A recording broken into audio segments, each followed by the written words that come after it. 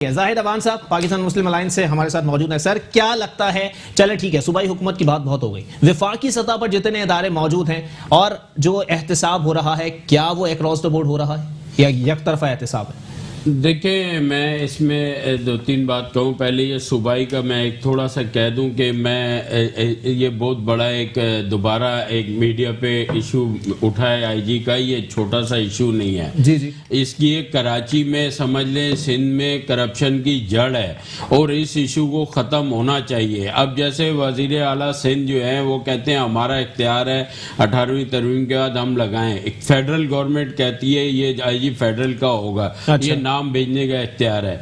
ये दोनों इस चीज को छोड़े, ये देखे ना कि अवाम का मर रही पिस रही है, अवाम का कौन सोच रहा है? फेडरल गवर्नमेंट क्या कर रही है और ये क्या कर रही है? इसको अवाम को जो रोज मर जाते हैं बच्चे, इंसिडेंट रोज आए दिन होते हैं, पुलिस के हाथों मर जाते हैं और पुलिस की करप्शन के जरिए से मर जाते हैं, पुलिस की नाअहली की वजह से मर जाते हैं। तो अवाम को क्या करिए इनके आपस की जंगों में? क्या दिए 2 साल यही हो? मजीद रिवेंज की सियासत 5 साल होती रही, इल्जाम तराशी होती रही।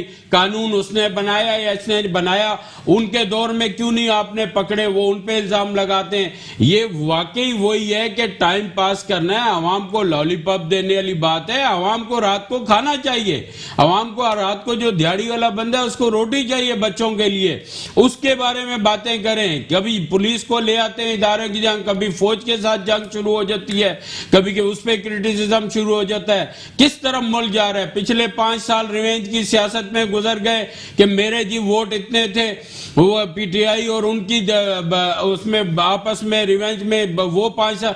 तो मेरा कहने का मकसद ये, इस मुल्क में ये अवाम को कब तक पागल बनाते रहेंगे? अवाम को जो रात को बेचारे को मजदूर है वो खाना नहीं मिलता, अपने बच्चों की रोजी कमाने लगता है, उसका क्या बनेगा? पुलिस जो खड़े होके लूटती है उसका क्या बनेगा? बाकी रह गई आपकी बात, सवाल की तरफ आता हूं।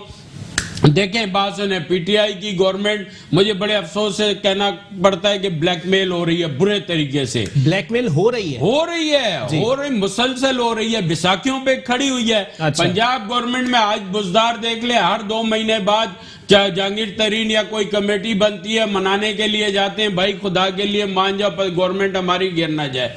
तो इमरान खान को एक और बार कश्तियां जलानी पड़ेगी और दोबारा ये आप देख लें, आज की मेरी बात नोट कर लें, ये बल्दियात के आप इलेक्शन होने दें, बल्दियात के बाद फौरी आप जनरल इलेक्शन देखेंगे। उसकी वजह ये है कि ये ब्लैकमेलर पास्ट में सिंध गवर्नमेंट के साथ मिलके ब्लैकमेल करते रहे एमकेएम वाले। अब देख लें, खालिद मकबूल सिद्दीकी ने अपना इस्तीफा दिया।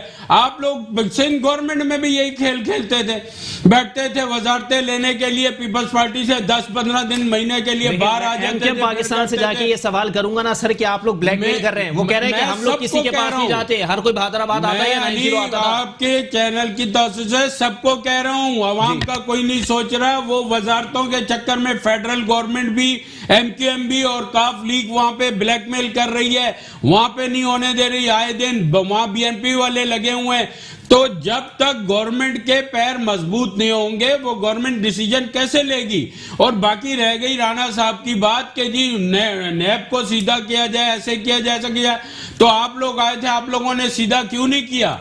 टीवी पे आके सिर्फ एक ड्रामा रचाया होता था 5-10 साल पहले पीपल्स पार्टी ने और फिर उसके बाद नून लीग ने माजरत के साथ ये ड्रामे बनाए होते थे, अवाम को लप्पू लगाते रहे हैं, लॉलीपॉप देते रहे हैं और मुल्क पे कर्जे चढ़ाते रहे। तो करते ना उस टाइम, बनाते कोई स्ट्रॉन्ग निजाम। मुशर्रफ तो चला गया था, उसके बाद तो आपकी गवर्नमेंट आई थी, तो ऐसा कोई स्ट्रॉन्ग कानून बनाते। राना गुलजार ताज साहब, अब ये इल्जामात की सियासत बंद करे और अवाम के लिए कुछ सोचा जाए। मैं फिर एक बार उसी बात पे आता हूँ कि जब तक जाती मफादात, सियासी मफादात को छोड़ के मुल्क और कौम के लिए नहीं सोचा जाएगा और उस अवाम जो वोटर है जो इनको इक्तिदारों में लाती है उसके जो उनके मकासद है या उनकी जो रिक्वायरमेंट है उसके बारे में नहीं सोचा जाएगा, तो ये इसी तरह जो है बेवकूफ़ बनाते रहें और अवाम बेवकूफ़ बनती रहेगी। मैं इस आज फिर कहना चाहता हूं कि अगर ये सिंसियरिटी से काम लें और पीपल्स पार्टी को भी साथ बिठाएं, एमकेएम को भी साथ बिठाएं और वो पैसे एक कमेटी बना के और उसका चेक एंड बैलेंस करके कराची के लिए दिए जाएं, जाएं तो फिर पता चलेगा कि काम कौन करे कौन नहीं।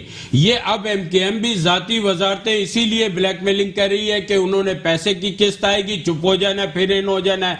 और ये इसलिए नहीं दे रहे हैं कि इनके वुजरा जो हैं और एमपी एमएनएस बने हैं उनकी जगह पे वो शोर करते हैं, जब वोट लेने के लिए जाते हैं तो अगले रिक्वायरमेंट करते हैं कि हमने आप पीटीआई को वोट दिया, आपने हमारे लिए क्या काम किया? बिल्कुल नहीं सुना जा रहा। जाहिद अवान साहब असल पाकिस्तान मकसद मुस्लिम ये है। अलायंस से मेरे साथ मौजूद थे, बहुत बहुत शुक्रिया आपका सर। तारिक बलोच साहब पाकिस्तान तहरीक इंसाफ से मेरे साथ मौजूद थे, बहुत शुक्रिया।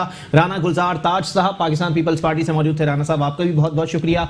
मामलात वहीं आ जाएंगे कि अवाम पिस रहे हैं महाजराई के अंदर, सियासतदानों की आपसी चुपकलिश के अंदर अगर ये मामलात चलते रहे तो 5 साल एक बार फिर ब्लेम गेम में गुजर जाएंगे। तू चोर, तू डाकू और तुम लैंड ग्रैबर, तुम स्मगलर। लेकिन मामलात वहीं आ जाएंगे कि जो गरीब आवाम है, 300 रुपए दिन के कमाने वाले मजदूर के घर चूल्हा ठंडा पड़ा है, कोई एक रोटी तक नसीब नहीं हो रही। और कॉल है कि अगर रोटी चोरी करते हुए कोई पकड़ा जाए तो हाकिम वक्त के हाथ काट देने चाहिए। यहां खुदकुशियां शुरू हो गई हैं। इसी के साथ अपने मेजबान मोहम्मद अली को दीजिए इजाजत। अल्लाह हाफ़िज़।